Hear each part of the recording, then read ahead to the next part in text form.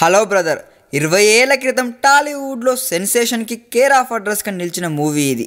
Akkineni Nagarjuna dual రోల్లో నటించగా రమ్యకృష్ణ సౌందర్యలు హీరోయిన్లుగా చేసిన ఈ మూవీని మరోసారి తెరకెక్కించేందుకు ప్రయత్నాలు ఎప్పటి నుంచో జరుగుతున్నాయి. నాగ చైతన్యతో హలో బ్రదర్ లేటెస్ట్ వర్షన్ తీయాలనే ఆలోచన చాలామందికి ఉంది, కానీ ఇంకా ప్రాజెక్ట్ పట్టాలెక్కలేదు. అయితే అప్పటి హలో బ్రదర్ను హిందీలో జూడ్వా పేరుతో రీమేక్ చేశారు. అక్కడ భారీ హిట్ అయిన జూడ్వాకు డేవిడ్ ధావన్ దర్శకుడు.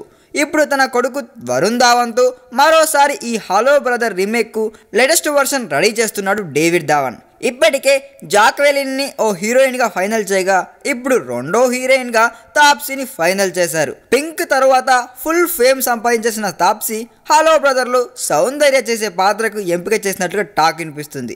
ఇప్పటివరకైతే ఆర్టిస్టిక్ మూవీస్లో కనిపించిన ఢిల్లీ బ్యూటీ తాప్సీ పన్నుకు ఈ కమర్షియల్ ఎంటర్టైన్మెంట్తో మంచి బ్రేక్ లభించే అవకాశాలు పుష్కలంగా ఉన్నాయంటున్నారండోయ్.